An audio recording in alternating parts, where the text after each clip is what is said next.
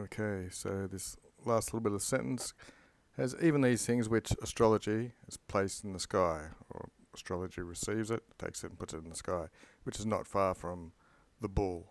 Okay, so there's a reply here. Fundanius cui to him, he said, see that Agrius, it's a vocative with a US, so it's got the I there.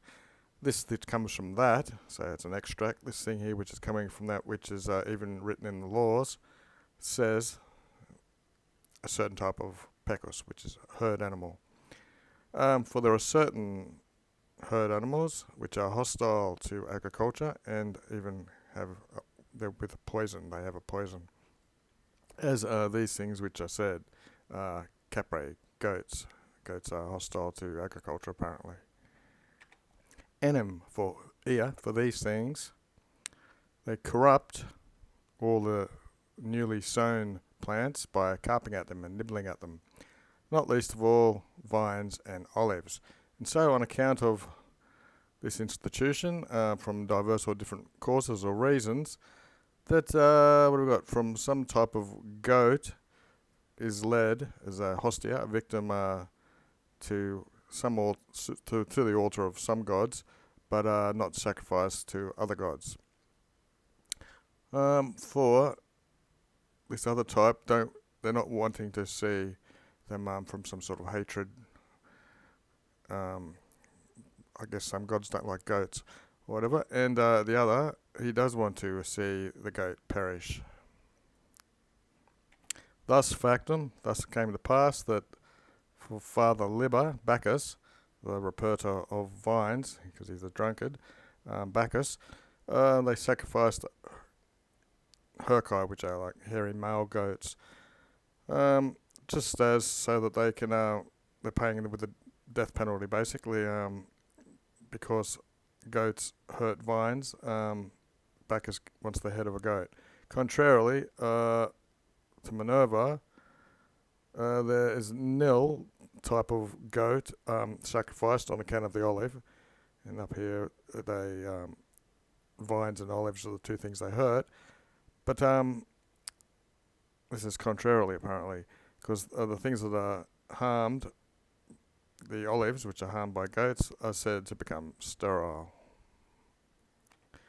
Okay, in this name of Minerva, I guess, even they're not inegide pushed into the Archem, the citadel of Athens, besides once a year apparently, for the necessary sacrifice, lest any olive arbor, which was first said to be sprung from there or born from there, should be possible to be touched by a she-goat. So they don't allow one of these she-goats in except once a year. So you're sacrificing to Liber because of hatred, and but not to Minerva generally because they harm the trees.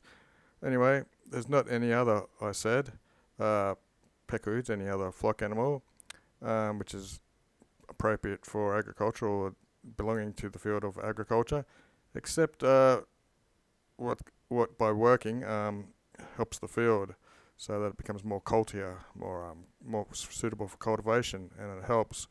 And these things, which are flock animals, which are joined, or they're possible to plough with by joining them together, so like bullocks, I suppose. Gracias, in quits, if it is this way, istuc ita est, in what way are we able to remove the flocks then from fields? When they poop, their manure, helps a lot. Because it's these flocks of pecorum, flocks of herd animals, which minister the stercus. Well, thus said Agrius, we can say slave animals, slave people, I'm guessing, is agriculture. So to have slaves is agriculture. If we decide that we have slaves for the farm, maybe, if that's what this is about. Okay, Daily Dictionary. Inigo pushed him down, it says here, but that's how these animals were pushed into the marketplace in Athens with the verb inigo. first, it says, first declension, I guess.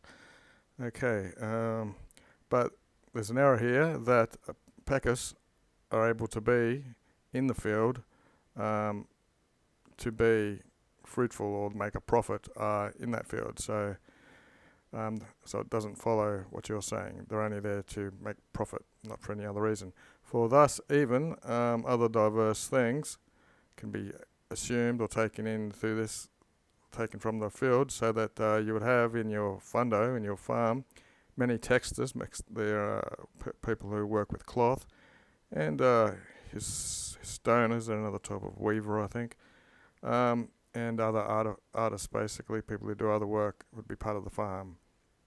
So if you're going to include slaves, you're going to have to include everyone else on the farm, it looks like. Okay, so Scroffer says, after this bit about these looms, etc., let us disassociate, let's disjoin then pasturing, or what happens in the pasture, from agriculture. We'll take away grazing. And if anyone has something other that they want.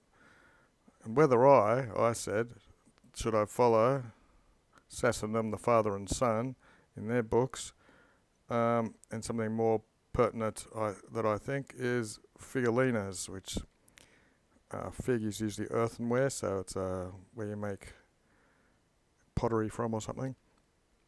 In how these ought to be exercised or done, how we ought to maybe brick make or something, make it different than people who dig silver or other metals, which without doubt are done in someone's field, aliquo agro.